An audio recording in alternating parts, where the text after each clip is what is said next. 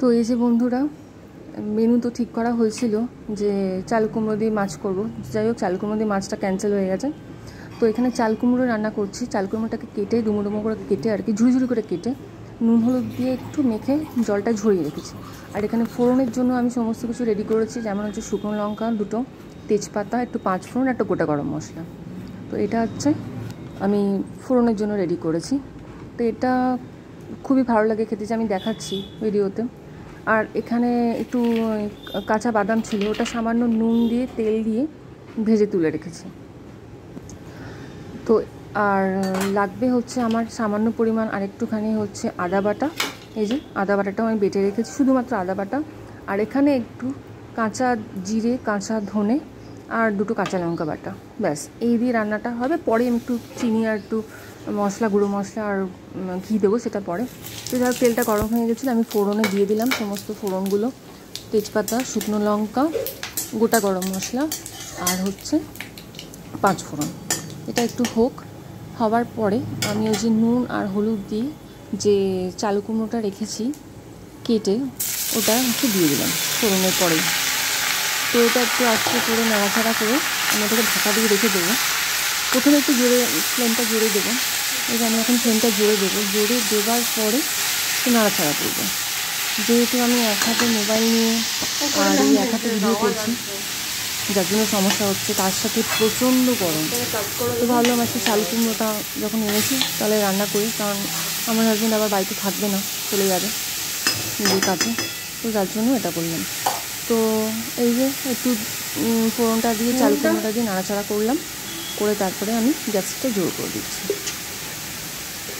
তো আসলে কি হচ্ছে, আমাদের বাড়িতে রান্নাবান্না যে আমি যেগুলো ভালোবাসি বা আমার হাজব্যান্ড যেগুলো ভালোবাসি সেগুলো সাধারণত আমি করি, হয়ও, কিন্তু মেইনলি হচ্ছে বাচ্চারা যেটা খেতে চায় আর কি, সেটাই আগে দিই।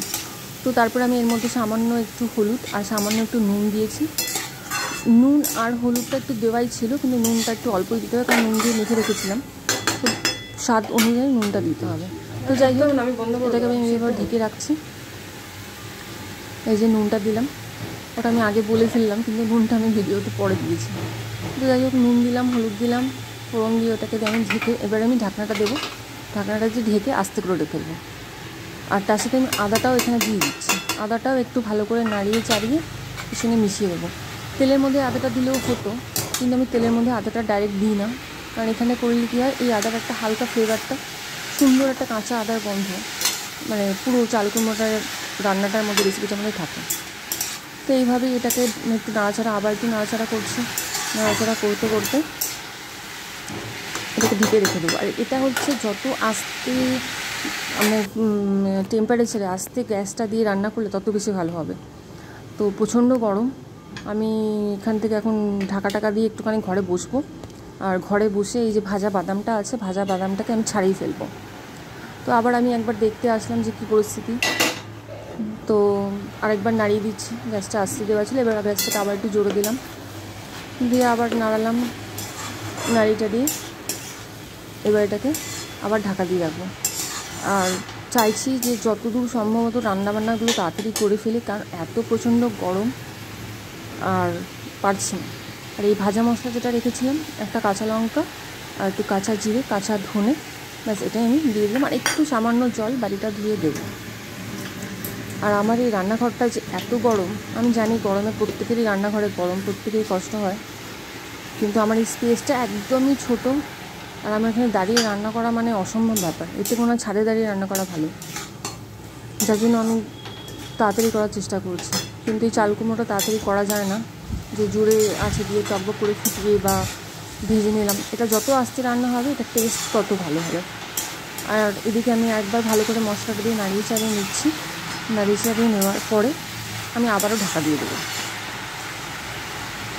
তো আপনারা আমার যে ভিডিও দেখছেন কেমন লাগছে আমাকে একটু প্লিজ কমেন্টের মাধ্যমে জানাবেন, কারণ আপনাদের কমেন্টগুলো পড়ে আমি আমার নিজের ভিডিওগুলোকে ইমপ্রুভ করতে পারবো। জানি একদম স্টার্টিংয়ে আছি আমি, তো আমার ভালো করে ভিডিও করা হচ্ছে না, কারণ ক্যামেরাটার জন্য আমি ইউজড না।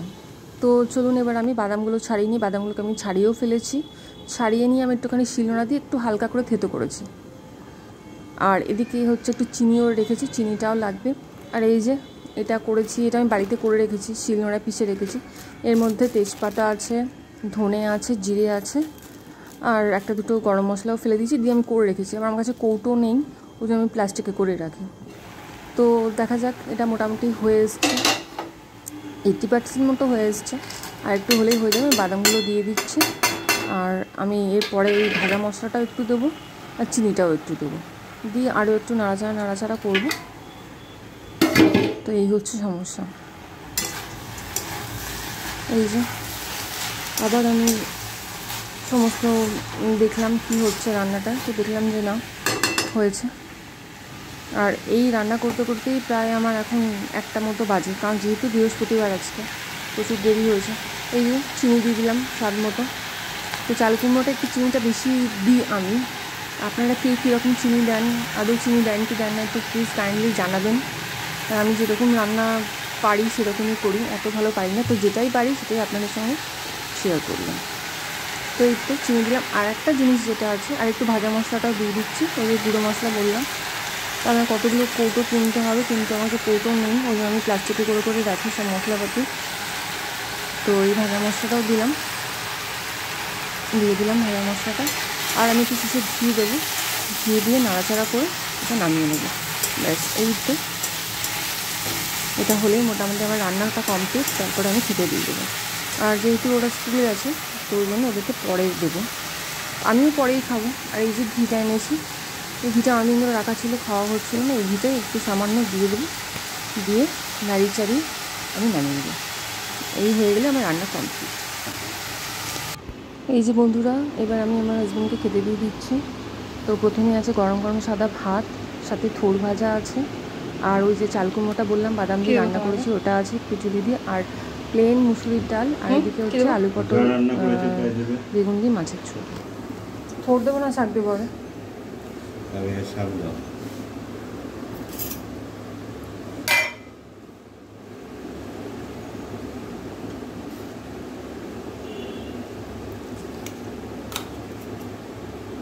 আজকে অনেক কিছু হয়ে গেছে রান্না বান্না।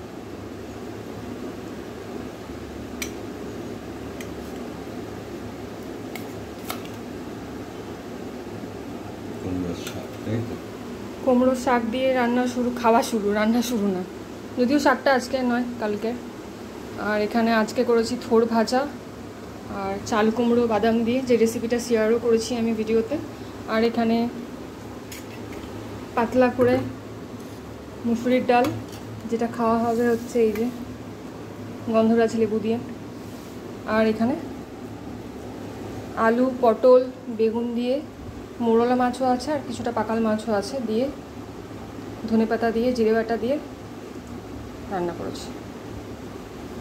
এই হচ্ছে আজকের মেনু। আর দইও আছে, শুধু পাঁপড় চাটনি রসগোল্লাটা হলেই হয়ে যেত, তাই তো? রাতে কিছু আইটেম কিছু বলো। তুমি সারা জীবন বেঁচে থাকো, আমাকে খাও। ঠিক আছে বন্ধুরা, দুপুরে খাওয়া দাওয়া করে নিই, অনেকটাই বেলা হয়ে গেছে।